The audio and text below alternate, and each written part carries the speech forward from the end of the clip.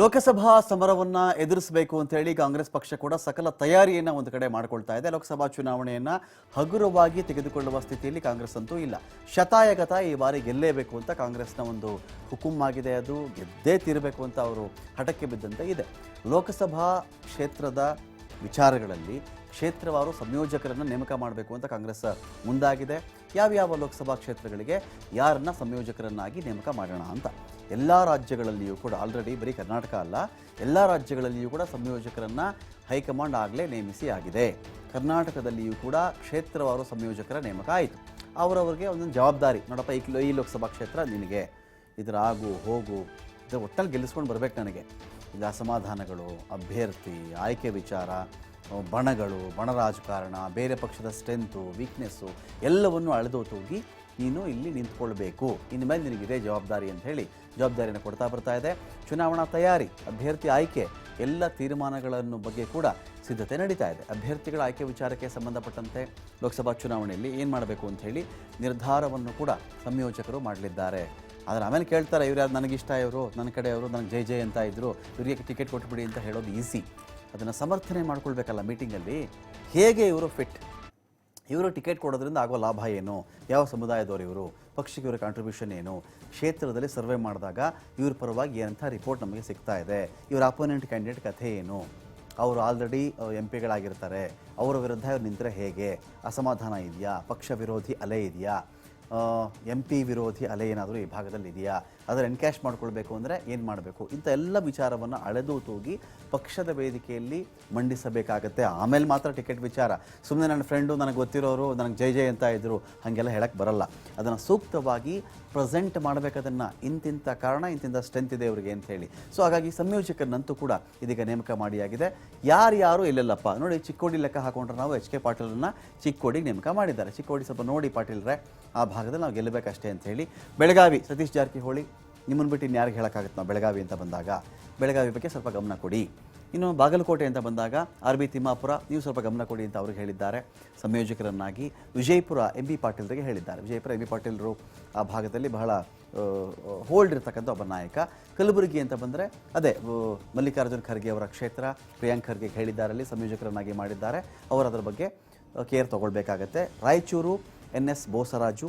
ಬೀದರ್ ಅಂತ ಬಂದಾಗ ಈಶ್ವರ್ ಖಂಡ್ರೆ, ಬೀದರ್ ಭಾಗಕ್ಕೆ ಈಶ್ವರ್ ಖಂಡ್ರೆ ಅವರನ್ನು ಸಂಯೋಜಕರನ್ನಾಗಿ ನೇಮಕ ಮಾಡಿದ್ದಾರೆ. ಕೊಪ್ಪಳ ಬಂದಾಗ ಶಿವರಾಜ ತಂಗಡಗಿ, ಆಲ್ರೆಡಿ ಮಿನಿಸ್ಟರ್ ಇದ್ದಾರೆ, ತಂಗಡಗಿ ಅವ್ರಿಗೆ ಹೇಳಿದ್ದಾರೆ. ಬಳ್ಳಾರಿ ಅಂತ ಬಂದರೆ ಬಿ ನಾಗೇಂದ್ರ. ಹಾವೇರಿ ಶಿವಾನಂದ ಪಾಟೀಲ್.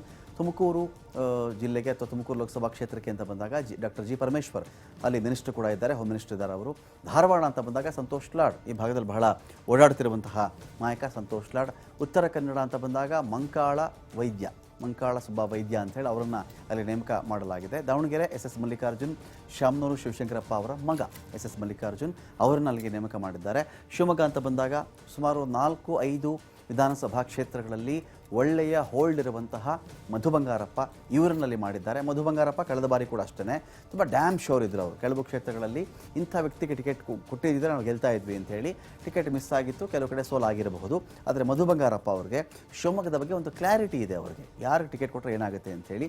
ಉಡುಪಿ ಚಿಕ್ಕಮಗಳೂರು ಅಂತ ಬಂದಾಗ ಕೆ ಜೆ ಜಾರ್ಜ್ ಅವ್ರಿಗೆ ವಹಿಸಿದ್ದಾರೆ. ಅದನ್ನು ಈ ಭಾಗದಿಂದ ಕ್ಯಾಂಡಿಡೇಟನ್ನು ಆಯ್ಕೆ ಮಾಡಬೇಕು, ನಾವು ಗೆಲ್ಲುವಂತೆ ಮಾಡಬೇಕು ಅಂತೇಳಿ. ಹಾಸನ ಅಂತ ಬಂದಾಗ ಎನ್ ರಾಜಣ್ಣ ಅವರಿಗೆ ಹಾಸನವನ್ನು ವಹಿಸಿದ್ದಾರೆ. ದಕ್ಷಿಣ ಕನ್ನಡ ದಿನೇಶ್ ಗುಂಡೂರಾವ್. ಚಿತ್ರದುರ್ಗ ಡಿ ಸುಧಾಕರ್. ಮಂಡ್ಯ ಅಂತ ಬಂದಾಗ ಚಲುವರಾಯಸ್ವಾಮಿ, ಇವರು ಡಿಸೈಡ್ ಮಾಡಬೇಕಾಗತ್ತೆ ಈ ಭಾಗದಲ್ಲಿ ಆಗುವಂಥ ಬೆಳವಣಿಗೆಗಳಿಗೆ ಸಂಬಂಧಪಟ್ಟಂತೆ. ಮೈಸೂರಿಗೆ ಕೆ ವೆಂಕಟೇಶ್. ಚಾಮರಾಜನಗರಕ್ಕೆ ಎಚ್ ಸಿ ಮಹದೇವಪ್ಪ. ಬೆಂಗಳೂರು ಗ್ರಾಮಾಂತರ ಅಂತ ಬಂದಾಗ, ಬೆಂಗಳೂರು ಗ್ರಾಮಾಂತರ ನಾವು ಚೆಕ್ ಮಾಡಿಕೊಂಡಾಗ ಭೈರತಿ ಸುರೇಶ್. ಬೆಂಗಳೂರು ಸೆಂಟ್ರಲ್ ಜಮೀರ್ ಅಹಮದ್ ಅವ್ರಿಗೆ. ಬೆಂಗಳೂರು ಉತ್ತರ ಅಂತ ಬಂದಾಗ ಕೃಷ್ಣ ಬೈರೇಗೌಡರಿಗೆ ಬೆಂಗಳೂರು ನಾರ್ತ್ ವಿಚಾರವನ್ನು ವಹಿಸಿದ್ದಾರೆ. ಬೆಂಗಳೂರು ದಕ್ಷಿಣ ಅಂತ ಬಂದಾಗ ರಾಮಲಿಂಗಾರೆಡ್ಡಿ, ಆ ಭಾಗದಲ್ಲಿ ಹೋಲ್ಡ್ ಇರ್ತಕ್ಕಂಥ ನಾಯಕ ರಾಮಲಿಂಗಾರೆಡ್ಡಿ ಅವರು, ಅವರಿಗೆ ಲಭಿಸಿದ್ದಾರೆ. ಚಿಕ್ಕಬಳ್ಳಾಪುರ ಅಂತ ಬಂದಾಗ ಕೆ ಎಚ್ ಮುನಿಯಪ್ಪ. ಕೋಲಾರ ಅಂತ ಬಂದರೆ ಎಂ ಸಿ ಸುಧಾಕರ್. ಇಷ್ಟೂ ಜನಗಳಿಗೆ ಸಂಯೋಜಕರನ್ನಾಗಿ ನೇಮಕ ಮಾಡಲಾಗಿದೆ. ಹಾಗಾಗಿ ಇವರು ಲೋಕಸಭಾ ಚುನಾವಣೆಯ ದೊಡ್ಡ ಜವಾಬ್ದಾರಿಯನ್ನು ಇವತ್ತಿನಿಂದ ವಹಿಸ್ಕೊಳ್ಬೇಕಾಗತ್ತೆ. ಅದರ ಆಗು ಹೋಗುಗಳನ್ನು ಅಪ್ಡೇಟ್ ಮಾಡ್ಕೊಳ್ಬೇಕು. ಜೊತೆಗೆ ಅಲ್ಲಿ ಪಕ್ಷ ಗೆಲ್ಲಬೇಕು ಅಂದರೆ ಏನು ಮಾಡಬೇಕು ಅಂತ ಕೂಡ ಇವರು ಪ್ಲಾನ್ ಮಾಡಬೇಕಾಗತ್ತೆ. ಡೀಟೇಲ್ಸ್ಗಳಿಗೆ ಇದೀಗ ಶಿವಕುಮಾರ್ ಜೋಹಳ್ಳಿ ಇದ್ದಾರೆ. ಶಿವಕುಮಾರ್ ಜೋಹಳ್ಳಿ, ಈ ಸಂಯೋಜಕರ ವಿಚಾರ ಎಲ್ಲಿಗೆ ಬಂತು ಶಿವಕುಮಾರ್ ಜೋಹಳ್ಳಿ? ಸಾಕಷ್ಟು ಜನರನ್ನು ಆಲ್ರೆಡಿ ನೇಮಕ ಮಾಡಿಯಾಗಿದೆ. ಇವ್ರ ಕೆಲಸ ಏನಿರುತ್ತೆ, ಏನೇನು ಕೆಲಸ ಇವರು ಮಾಡ್ತಾರೆ? ಇವರು ಇವ್ರದ್ದೇ ಫೈನಲ್ ಆಗ್ಬಿಡುತ್ತಾ, ಇವ್ರು ಯಾರು ಕ್ಯಾಂಡಿಡೇಟ್ ಅಂತ ಹೇಳ್ತಾರೋ ಅವ್ರಿಗೆ ಟಿಕೆಟನ್ನು ಕೊಡಲಾಗುತ್ತಾ? ಬಹುತೇಕ ಕಡೆ ಸಚಿವರೇ ಇದ್ದಾರೆ, ಸಚಿವರಿಗೆ ಸಂಯೋಜಕರನ್ನಾಗಿ ಮಾಡಿದ್ದಾರೆ ಕೂಡ. ಇರೋ ಮಾತೇನು ಅಂತ ಹೇಳಿದ್ರೆ ಸುಮಾರು 12ರಿಂದ 15 ಜನ ಸಚಿವರಿಗೆ ಈ ಬಾರಿ ಟಿಕೆಟ್ ಸಿಗುತ್ತೆ ಅಂತ ಕೂಡ ಇದೆ. ಹಾಗಾಗಿ ಏನು ಅಪ್ಡೇಟ್ಸ್ ಇದೆ ಅಂತ ಶಿವಕುಮಾರ್ ಜೋಹಳ್ಳಿ. ರಮಕಾಂತ್ ನಿನ್ನೆಯಷ್ಟೇ ಎಐಸಿಸಿ ಸಚಿವರಿಗನ್ನ ಸಂಯೋಜಕರನ್ನಾಗಿ ನೇಮಕ ಮಾಡಿದೆ. ಅಂದ್ರೆ ಈ ಮೊದಲು ಕೆಪಿಸಿಸಿ ಅಧ್ಯಕ್ಷ ಡಿ.ಕೆ. ಶಿವಕುಮಾರ್ ಸಚಿವರಿಗೆ, ಜಿಲ್ಲಾ ಉಸ್ತುವಾರಿ ಸಚಿವರಿಗೆ ಬೇರೆ ಬೇರೆ ಲೋಕಸಭಾ ಕ್ಷೇತ್ರವಾರು ಉಸ್ತುವಾರಿಗಳನ್ನಾಗಿ ಮಾಡಿದ್ರು. ತದನಂತರ ಅವರ ಮೂಲಕ ಕ್ಷೇತ್ರವಾರು ಪಕ್ಷ ಸಂಘಟನೆಯನ್ನ ಮಾಡೋದಿರ್ಬೋದು, ಜೊತೆಗೆ ಆಕಾಂಕ್ಷಿಗಳ ಒಂದು ಪಟ್ಟಿಯನ್ನು ಕೂಡ ಈಗಾಗಲೇ ಪಡ್ಕೊಂಡಿದ್ದಾರೆ. ಇನ್ನು ಕೆಲವರು ಪಟ್ಟಿಯನ್ನ ಸಲ್ಲಿಕೆ ಮಾಡಿಲ್ಲ.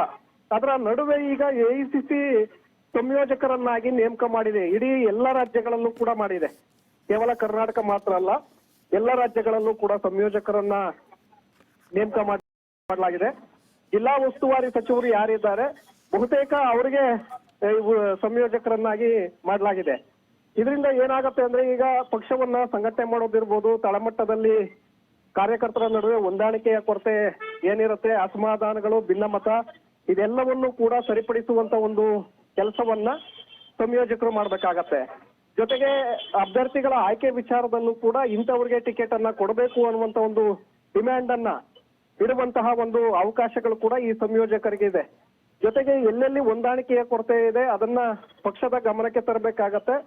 ಜೊತೆಗೆ ಪಕ್ಷದಲ್ಲಿ ಯಾವ ರೀತಿಯಾಗಿ ಸರ್ಕಾರದ ಗ್ಯಾರಂಟಿ ಯೋಜನೆಗಳಿದೆ ಅದನ್ನ ಪ್ರತಿಯೊಬ್ಬರಿಗೂ ಕೂಡ ಜನರಿಗೆ ಮುಟ್ತಾ ಇದೆಯಾ ಹೇಗೆ, ಮತ್ತೆ ಯಾವ್ಯಾವ ಕ್ಷೇತ್ರಗಳಲ್ಲಿ ಎಷ್ಟು ಪ್ರಮಾಣದಲ್ಲಿ ಅದು ರೀಚ್ ಆಗಿದೆ, ಎಲ್ಲಿ ಆಗಿಲ್ಲ, ಎಲ್ಲಿ ಏನ್ ಮಾಡ್ಬೇಕು, ಇದರ ಬಗ್ಗೆ ಸಂಪೂರ್ಣವಾದಂತ ಒಂದು ಮಾಹಿತಿಯನ್ನ ಪಕ್ಷಕ್ಕೆ ಮುಟ್ಟಿಸುತ್ತೆ ಸಂಯೋಜಕರು ಎಐಸಿಸಿಗೆ ರವಾನಿಸ್ತಾರೆ.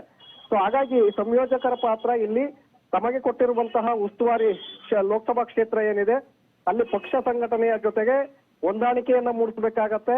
ನಾಯಕರು ಕಾರ್ಯಕರ್ತರ ಒಗ್ಗಟ್ಟನ್ನ ಪ್ರದರ್ಶನ ಮಾಡಬೇಕಾಗತ್ತೆ. ನಂತರ ಅಭ್ಯರ್ಥಿಗಳನ್ನ ಗೆಲ್ಲಿಸಿಕೊಂಡು ಬರುವಂತಹ ಒಂದು ಅವಕಾಶ ಕೂಡ ಈ ಸಂಯೋಜಕರಿಗೆ ಕೊಡಲಾಗಿದೆ. ಎಲ್ಲಿ ಕಳಪೆ ಪ್ರದರ್ಶನ ಬರುತ್ತೆ ಅಂತಹ ಕಡೆಗಳಲ್ಲಿ ಮುಂದಿನ ದಿನಗಳಲ್ಲಿ ಅಂತಹ ಸಚಿವರನ್ನ ಕೈ ಬಿಡುವಂತ ಒಂದು ಸಾಧ್ಯತೆಗಳು ಕೂಡ ಇದೆ. ಹಾಗಾಗಿ ಹೆಚ್ಚಿನ ಒಂದು ಜವಾಬ್ದಾರಿಯನ್ನ ಸಂಯೋಜಕರಿಗೆ ನೀಡಿರುವಂತದ್ದು Ramakanth. Okay, thank you Shivakumar Johalli.